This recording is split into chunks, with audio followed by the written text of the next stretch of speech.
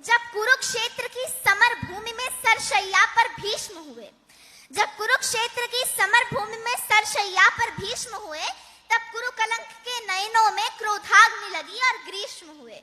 गुरुदेव बनेंगे सेनापति, यह चाल चली थी शकुनी ने, जिसमें फंसकर सब जूझ रहे वह जाल बुना था शकुनी ने। इस बार चली थी चाल अजब, जिसमें ना कोई संधि हो, गुरुवर द्वारा वह ज्येष्ठ पांडु खुद समर भूमि में बंदी हो। फिर पांडव सेना में गुरुवर ने ऐसा तांडव नृत्य किया, सब समर मुंड से बांध दिए, कुछ ऐसा चित्र विचित्र किया। निज सेना की यह दशा देख अर्जुन को क्रोध अपार हुआ, बज उठा कृष्ण का पांचजन्य और गांडीव का टंकार हुआ। कौरव सेना के होश उड़े जब गुरुवर का रथ चूर हुआ, जो सोचा था वह विफल हुआ, सब सपना चकना चूर हुआ। फिर कहा द्रोण ने दुर्योधन, मैं उससे पार न पा सकता। फिर कहा द्रोण ने दुर्योधन, मैं उससे पार न पा सकता, अर्जुन के रहते धर्मराज को बंदी नहीं बना सकता। फिर कहा त्रिगर्तों ने मिलकर, फिर कहा त्रिगर्तों ने मिलकर हम प्रण से प्राण लड़ाएंगे, हम अर्जुन को ललकारेंगे और दूर तक ले जाएंगे।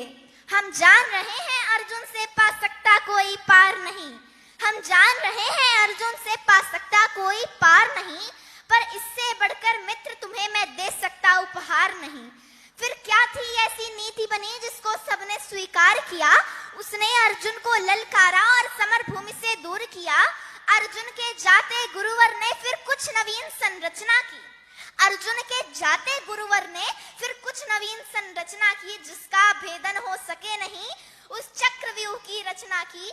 पांडव सेना भयभीत हुई, पांडव सेना भयभीत हुई, जो सदा शांतचित्त रहते थे वो धर्मराज भी दुखी हुए। निज सैन्य तात को दुखी देख फिर शेर बबर को जगना था, जो धनी धनुष के बनते थे उनको भी नाक रगड़ना था।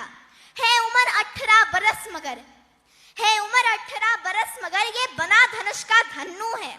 सबने देखा कोई और नहीं, ये अर्जुन सुत अभिमन्यु है। मैं इसका भेदन कर दूंगा, ये भेद गर्भ में सुना हुआ। दादाजी चिंता दूर करो, यह सुन साहस 100 गुना हुआ।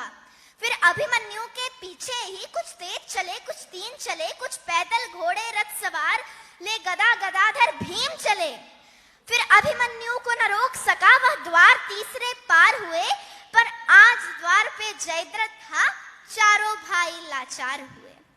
अभिमन्यु ने मुड़कर देखा, पीछे ना कोई अपना था, पर विचलित तनिक न हुआ वीर, ऐसा वो उसका सपना था। पर विचलित तनिक न हुआ वीर, ऐसा वो उसका सपना था। कोई एक भिड़ा, कोई दो दो संग, कोई ले झुंडों का झुंड घिरा, लाशों से पटने लगी धरा, जब मुंड मुंड पे मुंड गिरा। फिर दुर्योधन दुशासन विकर्ण कृतवर्मा अश्वत्थामा को, दुर्योधन दुशासन विकर्ण कृतवर्मा अश्वत्थामा को, गुरु द्रोण कर्ण को हरा दिया। फिर मारा शकुनी मामा को।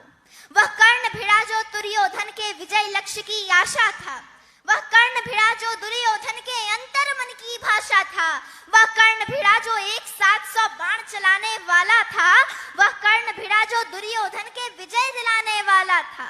सबने देखा वह अंगराज रथ सहित धरा पर पड़ा मिला, सबने देखा वह अंगराज रथ सहित धरा पर पड़ा मिला। कुछ चेत हुआ तो भाग गया, वह दूर सभी को खड़ा मिला।